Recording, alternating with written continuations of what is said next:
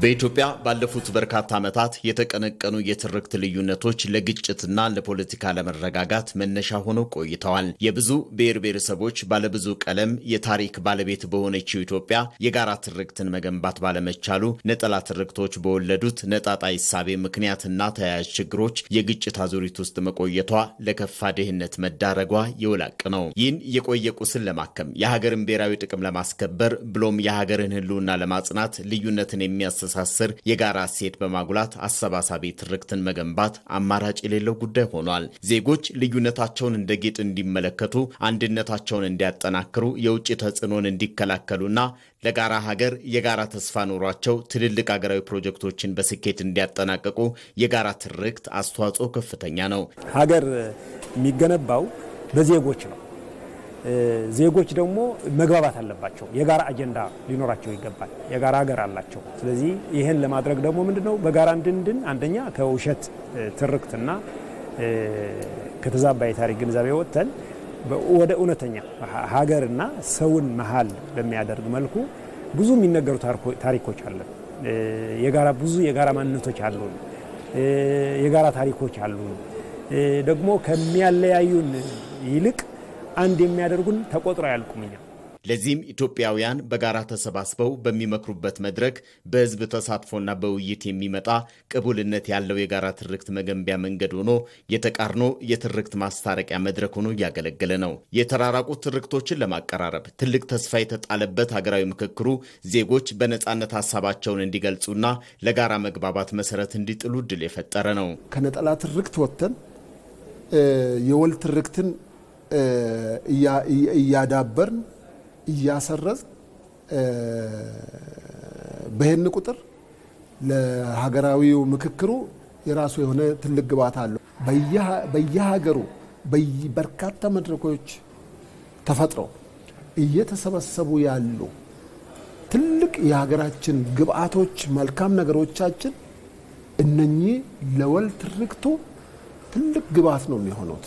የምክክር መድረክ በታሪክ ሂደት የተፈጠሩ ቅሬታዎችን በንግግር በመፍታት ለጋራ የወደፊት ጉዞ የጋራ መግባባትን ለመፍጠር የሚያግዝ ነው። በመሆኑም አሰባሳቢ ትርክት የተለያዩ ታሪኮችን፣ ባህሎችንና እሴቶችን የሚያካትት፣ የትላንት ድሎችን የሚያከብር፣ ስህተቶችን በሚዛናዊነት የሚያርም በመሆኑ ዘላቂ ሰላምን ለማረጋገጥና የዲሞክራሲ ስርዓትን ለመገንባት የሚረዳ ነው። እያንዳንዱ ኢትዮጵያዊ ይሄ የሀገራዊ ምክክር ነገር የኔ ነው፣ የኔም ኃላፊነት ነው፣ ለኔም ጥቅም ነው ብሎ ማመን አለበት ማለት።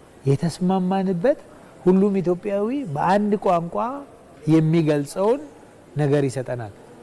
ያ ማንነት፣ ያ ትርክት የሀገራችን መገለጫ የወል ማንነትና የወል ትርክት ሆኖ ይቀጥላል። ያለ አሰባሳቢ ትርክት የውጭ ተጽዕኖን መመከት፣ የውስጥ አንድነትን ማጠናከር፣ በዓለም አቀፍ መድረክ ተወዳዳሪ መሆን አይቻልም። ትልቅ ሀገር ለመገንባት አሁን በተያዘው መንገድ ትልቅ ስኬት ለማስመዝገብ ምን ይጠበቅብኛል የሚለው አንደኛ እቺ የራስ ብቻ ከሆነች አካባቢያዊ ከሆነች ወገናዊ ብቻ ከሆነች እይታ መውጣትና ትልቁን ስዕል ማየት ያስፈልጋል።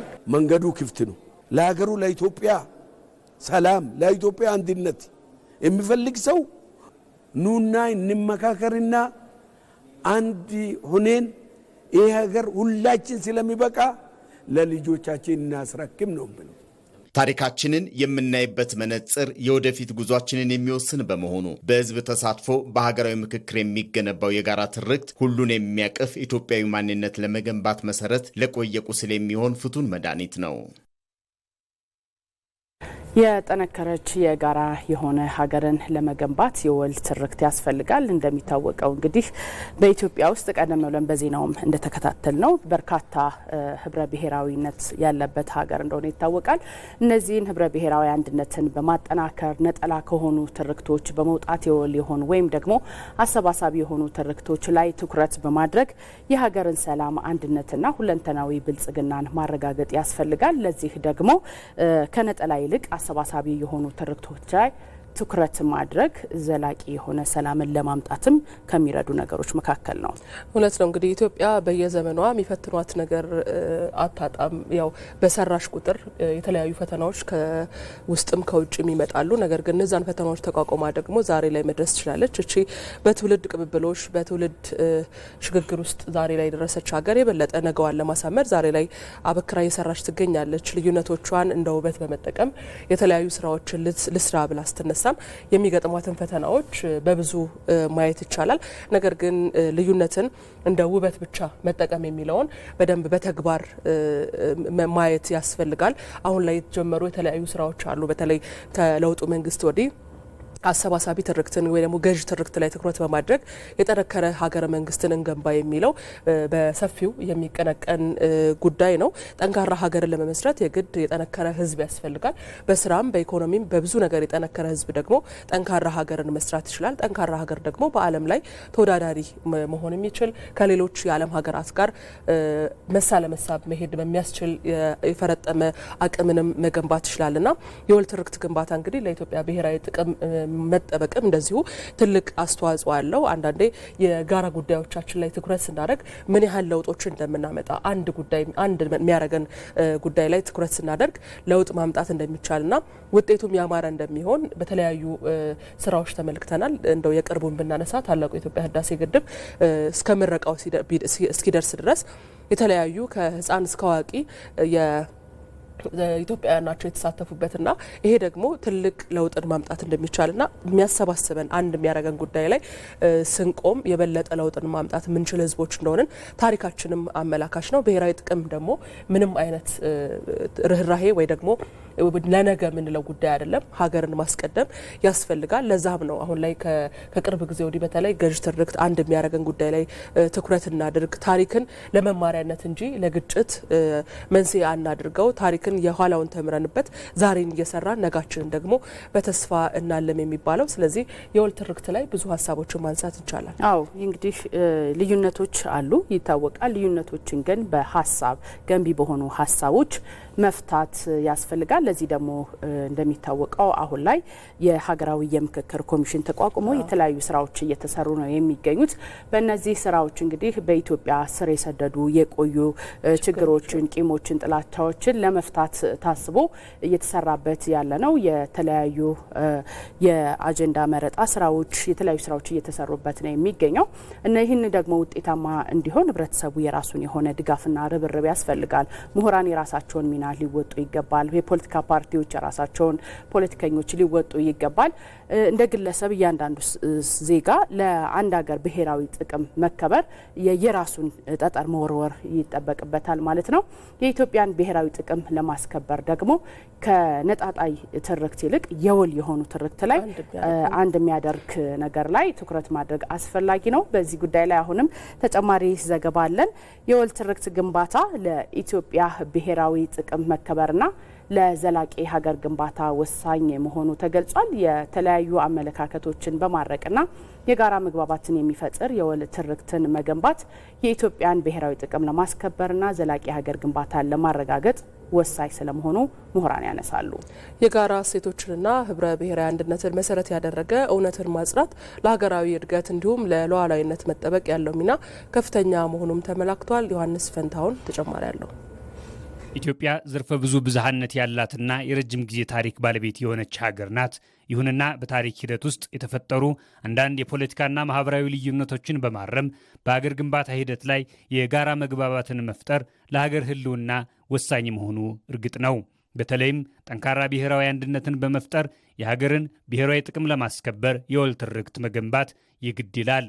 የተበታተኑና የማይግባቡ ትርክቶችን ወደ አንድ የጋራ ማዕቀፍ ማምጣት ለብሔራዊ አንድነት መጠናከርና ለብሔራዊ ጥቅም መከበር ያለው ሚና ከፍተኛ ነው። የጋራ ማንነቶች እንዲኖረን የሚያደርግበት ሁኔታ ነው ያለው። ሁለተኛ ወጣቱ ወደፊት ተስፋ ኖሮት ደግሞ አገሩን ወደፊት የሚፈልጋትን ኢትዮጵያ በጋራ የመገንባትን ሁኔታ የሚያሳካ ጉዳይ ነው።